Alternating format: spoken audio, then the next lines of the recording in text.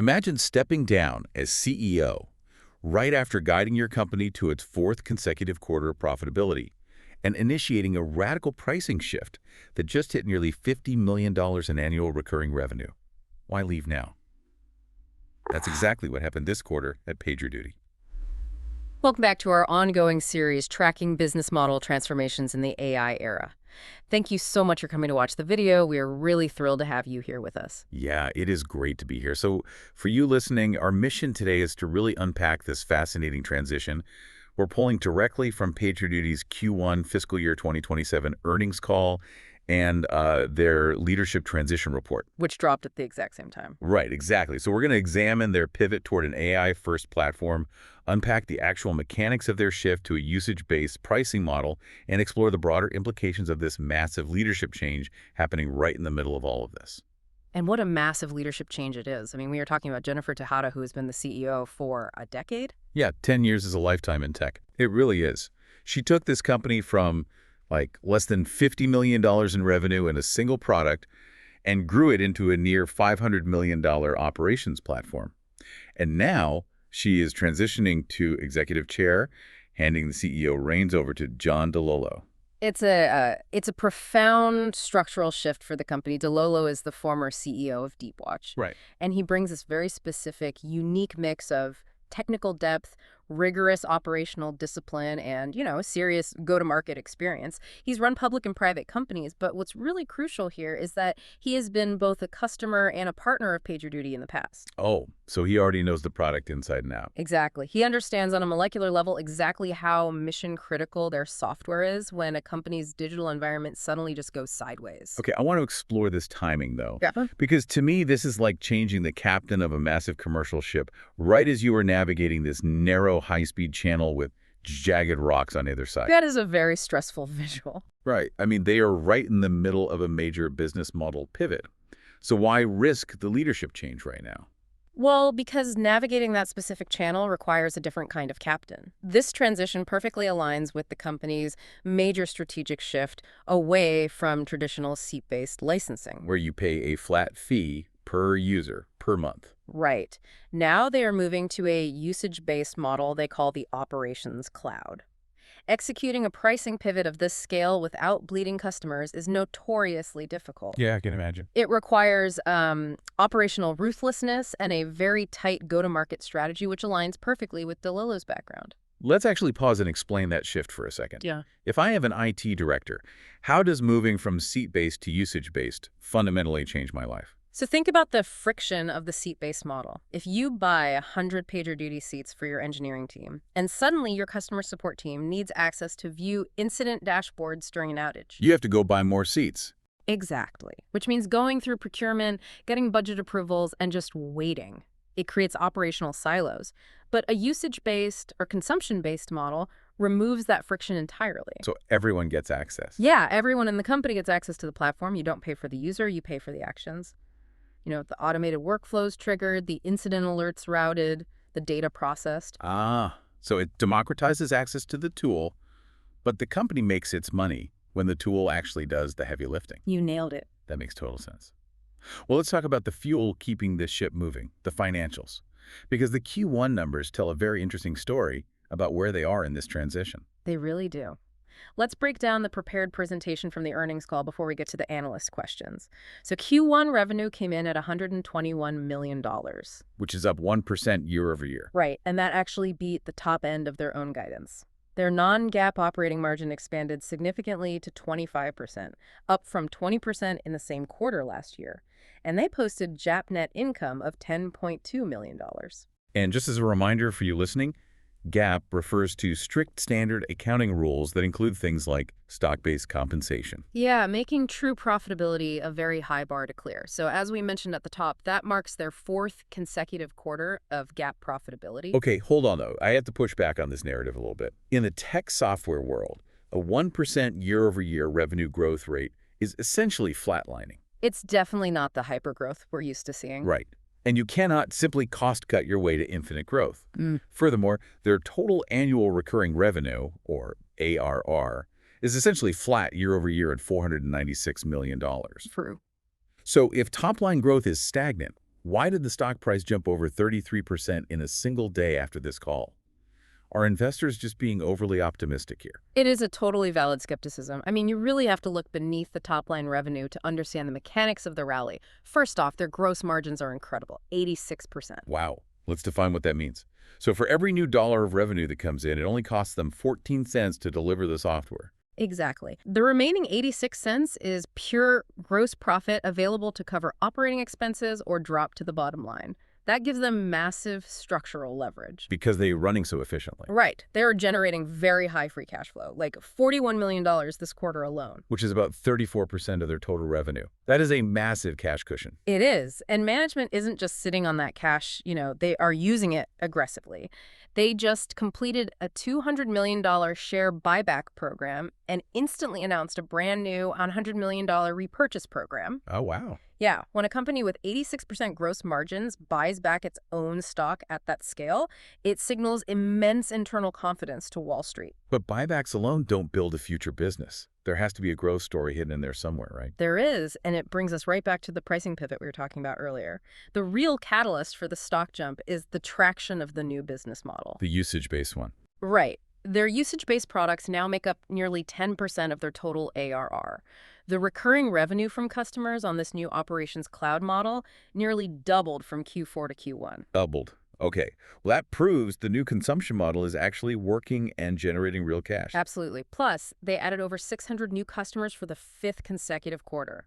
So their forward guidance essentially tells the market, we're going to keep growing slowly right now, but we promise to remain relentlessly profitable while we transition these customers. That's exactly the message. Let's look at that guidance. For Q2, they expect revenue between $122 million and $124 million, with a 22% to 23% operating margin.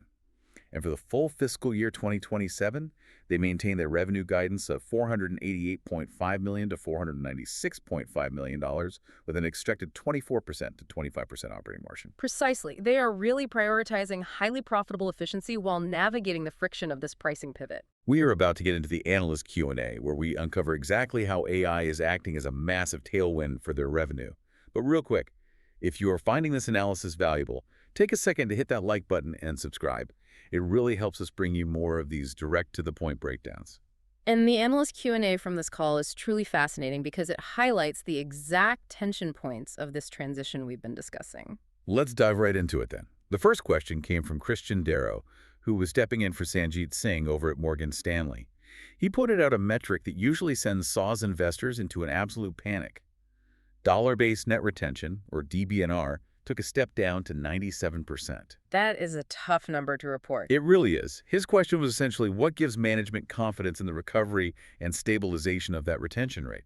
And for you listening, DBNR tracks how much your existing customers are spending compared to last year. Right. So if it's under 100%, it means your current customers are actually shrinking their spend. Which is bad. Yeah. So how did management defend a 97%? Well, it is the most critical question when a SaaS company alters its pricing. Management's response centered heavily on the early data from the pivot. They acknowledged that some segments of their base, particularly mid-sized SaaS companies, are facing severe macroeconomic pressure. So they are intentionally compressing their seat counts to save money. Exactly, and that drags the DBNR down.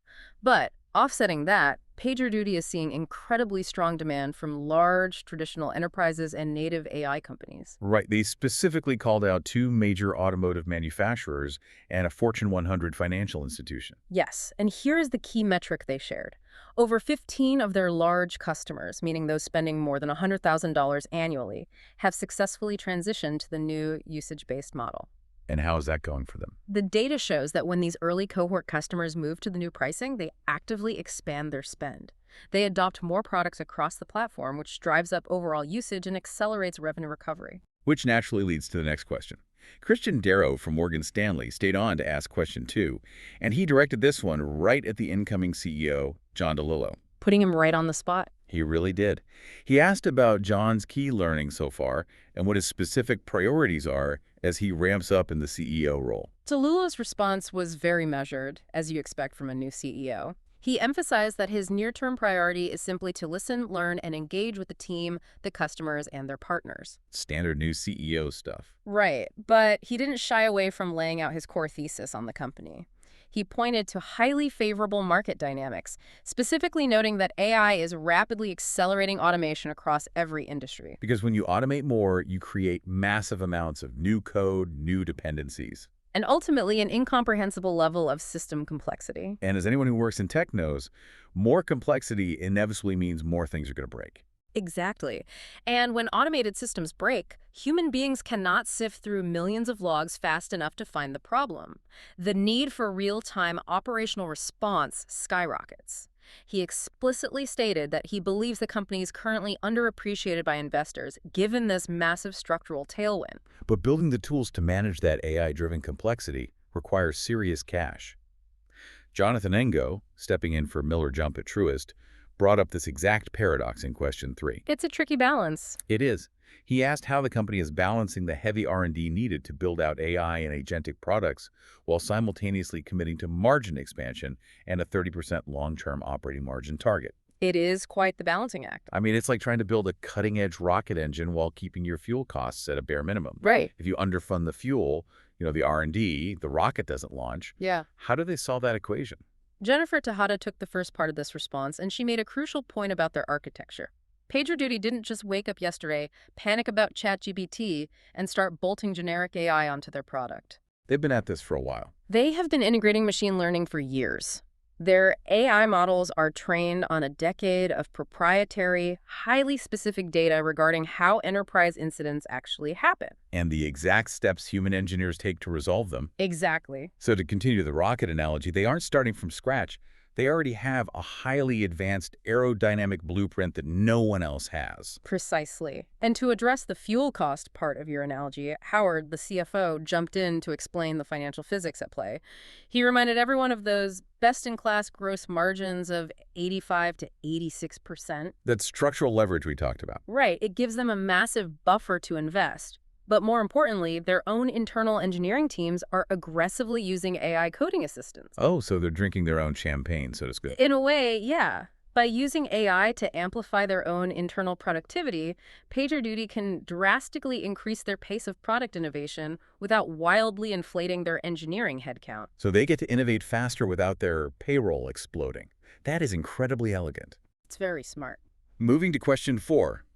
Andrew Sherman at TD Cowen wanted to dig deeper into the actual trajectory of this consumption-based ARR. Because everyone wants to know when this will fully replace the old model. Right. With 10% of their revenue now coming from consumption, he asked what the target is by year end and how receptive customers genuinely are to this entirely new way of paying. Howard responded by noting that they are deliberately not providing a specific year-end target for consumption ARR right now. They want to keep expectations in check. Exactly, though they will provide periodic updates. However, they stress that the qualitative feedback from customers has been overwhelmingly positive. The core reason goes back to what we discussed earlier. The Operations Cloud removes the friction of per-seat licenses. Right. If you've ever worked at a large corporation, you know the absolute misery of asking IT for a new software license. Oh, it's the worst. It means opening a ticket, justifying the cost, getting your manager's approval. It creates immense organizational friction. Exactly, and PagerDuty is specifically targeting its cohort of 860 customers who spend over $100,000 annually to drive this transition. Why start with the biggest spenders? Because massive enterprises are the ones suffering the most from those departmental silos. When you remove the per-seat paywall, the usage of the product naturally proliferates across the organization. That makes a lot of sense. The final question, question 5, also came from Andrew Sherman at TD Cowen. He pivoted to ask for an update on a very specific group, AI-native customers. This was such an interesting pivot. It was. He wanted to know how these cutting-edge companies use the platform and how their adoption validates PagerDuty's underlying technology. This was perhaps the most illuminating part of the entire call. Jennifer explained that AI-native companies, she specifically named startups like Dropzone AI and major partners like Anthropic, they operate under entirely different pressures than the traditional software startups of the last decade. How so? Well, in the past, a software startup just wanted to get a minimum viable product out the door. The mantra was, move fast and break things. If an app crashed occasionally, early adopters were generally forgiving. But with AI, the stakes are entirely different. Completely different. AI-native companies require enterprise-grade resilience from day one. If an autonomous AI agent fails in the middle of a task, or a large language model hallucinates data, user trust is instantly and perhaps permanently eroded. Because the margin for error is basically zero. Right, so these demanding AI developers are choosing PagerDuty early on to monitor their systems. But how do they get these tiny, cutting-edge startups to buy expensive enterprise software? Through what they call a product-led growth, or PLG, motion. It means an individual developer at an AI startup can just download the tool and start using it for free or very cheap to solve an immediate problem. And then it spreads organically. Exactly. And once they are on the platform, these companies expand rapidly. Because the operations cloud removes that user seat friction, these AI companies deploy PagerDuty across non-traditional departments very quickly. So spreading from core engineering into security ops, business operations, and even customer support. Yes, it is the ultimate validation of the technology because the companies actively building the autonomous future are relying on PagerDuty to make sure that future doesn't crash. So when we pull back from all the financial metrics and specific analyst questions, what is the grand takeaway here? What does this all mean for the listener tracking this space? If we synthesize the main themes from the presentation and the Q&A, we are witnessing a masterclass in executing a highly complex, multi-layered corporate transition. PagerDuty is pivoting a massive business model from seat-based to usage-based pricing, which is a maneuver that usually tanks a company's revenue in the short term. And they're navigating a decade-defining leadership change at the CEO level at the exact same time. Right. And incredibly, they are doing all of this while maintaining rigorous financial discipline, sky-high gross margins, and continuous GAAP profitability. It is a textbook example of walking and chewing gum at the same time, but at a massive enterprise scale. And the underlying engine making it all possible is artificial intelligence. For PagerDuty, AI is acting as a dual engine. Internally, it is driving development efficiency, allowing them to write code and innovate faster without exploding their R&D budget. While externally, AI is dramatically increasing their customer demand. Exactly. As digital environments become impossibly complex with autonomous agents and automated code deployment, the need for a real-time operational safety net becomes completely non-negotiable. It really paints a picture of a company that is perfectly positioned for the next era of software development. But exploring all of this does leave you with a fascinating question to ponder. If AI is becoming this new operational risk layer that accelerates software deployment at an unprecedented, almost chaotic velocity, will autonomous AI agents eventually become smart enough to replace the human engineers managing these incidents entirely? Or will they just make the human engineer's job infinitely more complex, requiring even more robust safety nets? It is the defining question for the future of digital operations, and one we will definitely keep tracking. A huge thank you to you for watching and diving into these earnings with us. If you like this breakdown, please click like, share the video, subscribe, and stay tuned for upcoming content in our business model transformation series.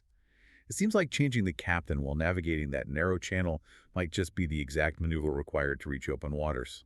Until next time.